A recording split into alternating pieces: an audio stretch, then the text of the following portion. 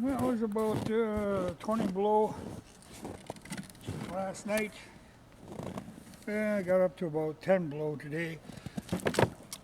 But it's going to be another 20 tonight. But I was splitting up my firewood for today. And over the years, I come to know how much wood I'm going to burn in a day. So this, I always use this black sled, this plastic sled that I've had for years. It's just the right size. And I've got a stack of wood up here, like 100 feet from the house. I cut it and split it here, throw it in the sled, and then I park the sled right by the door. But then at night I always have to bring some in. So what I really need to do is to make a wood box that will hold this size of a load. Because this, like I say, even on the really cold days, I can usually go 24 or very close to 24 hours on this size of load. So I make it slightly bigger than what this. Of course, it would be taller, but it wouldn't have to be a whole lot wider, a whole lot bigger. I'm thinking back to when I was growing up, a house that we lived in, there was a wood box that was in that place that was actually for the kitchen stove, but that was about that size, a big wood box. So I want to make one kind of like that. But I'm thinking, well, I know exactly what I want, but the material to make it out of, I've got plenty of these ash boards. I've been cutting the good ash into boards, but that's really not the right wood for, in a wood box, you're constantly, throwing them in. Well, you're constantly banging on that ash. It's a little harder wood. I think I'd be better off for that sort of thing to use basswood. And I do actually have some basswood that would work good for a wood box. I'll think on this more, but I know what I need, and I know just a place to put it in the house where it wouldn't be in the way, but it'd be handy to the stove. But that wood box that we had growing up, like I said, it was about this size, though a little taller. Then there was a shelf across the whole back, which is an excellent place to keep things like your kerosene cans, that sort of thing. Matches, stuff that's relevant to the stove, like the lid lifters and all that. Keep them organized in that same area. Plus room enough to put a lamp on. Though the place I want to put it is right underneath where there is that wall-mounted lamp. Which is probably better, because like I say, if you're jamming stuff in and out all the time. But the idea then, have the two sides angle up to a shelf back here that would have to be 10 inches to a foot wide to comfortably put stuff on and expect it to stay. But at the same time, not interfere with getting wood in and out, because that's the trick. In fact, I kind of like the way this sled has got, it's higher here than it slopes down on the sides. Well, that's a very good idea to kind of scallop that in too in the wood box, because you need the strength on the sides and also on the back side, because like I say, when you're flinging them in there, I pretty much know exactly what I need. I've just got to round up the right wood. The ash would work. I'll have to think about this. Of course, oak would work too, but there again, it's a hard wood, and it'd be a heavy, really heavy box. Basswood would make sense in a lot of ways. But I'll work this out. But one of these days, I'm going to go after a wood box. But like I say, it's going to be cold, so it won't be for a week at least, I wouldn't think. Though I do, like I say, I've got some boards rounded up that might do the trick. It doesn't have to be fancy, but I want it to be very functional.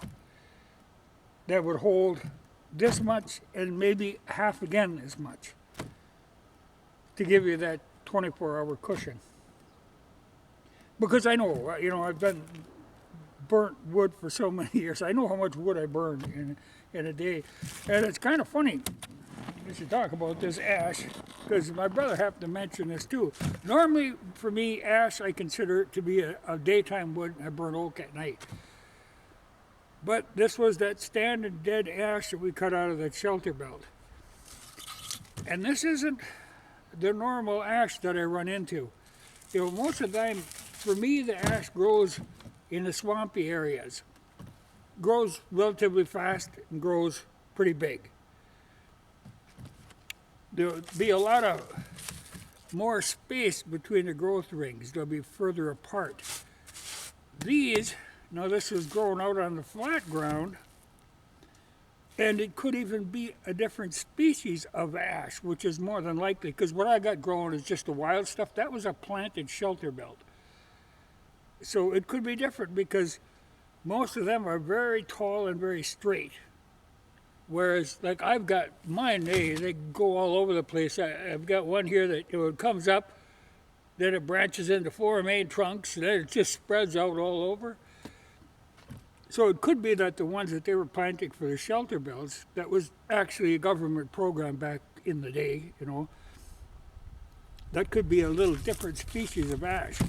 Anyway, this particular ash is very hard and burns very hot, and it will hold a fire overnight, which it surprised me, and my brother happened to mention it too, that he was burning that.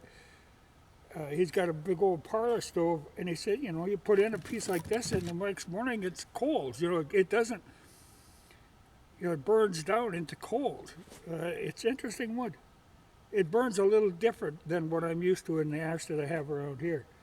But great wood, and it's nice that it'll burn overnight. Though, like I say, much harder.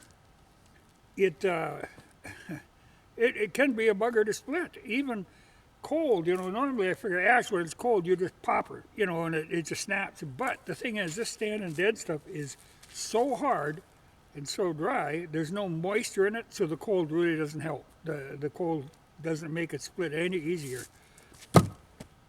And like I say, what makes me think this is a little different species is it growing tall like that, but also it's rather knotty. You know, there's a lot of little branches coming off it. You know, it doesn't fork like mine does up here, where you end up with a lot of Ys. But it seems like there's an awful lot of this real gnarly stuff with the little branches on the sides that make it tough splitting. No, you know, it splits okay, but it doesn't split even as easy as what the oak does. It's one of the hardest splitting woods I've run into. Well, elm, I guess, tops the list there always, but this stuff is rather hard, but burns very, very well. I'm glad I got this stuff. But like I say, this load now will burn me for 24 hours, even at these sub-zero temperatures. And it's what I do all the cooking and everything with. So that ain't bad, but I just want to make a wood box that I could, you know, bring this up to the house, load it in the wood box, instead of having to wake up in the middle of the night and reach out the door and grab a piece and haul it in. Well, it'd be better if I just got it there in the house. Particularly if you get snow or rain, you know, it's no good to have it sitting outside. Very pleased with this wood though. Now I just got to make the appropriate box. And that's where I keep thinking, you know, maybe ash would be a good thing because, you know, I'm burning it. The wood box is for this wood. So to make it out of the wood, it seems like it might make sense. And, you know, I can work with ash, but like I say, it would be heavy. It would be a bear to move, but it ain't like you move a wood box around.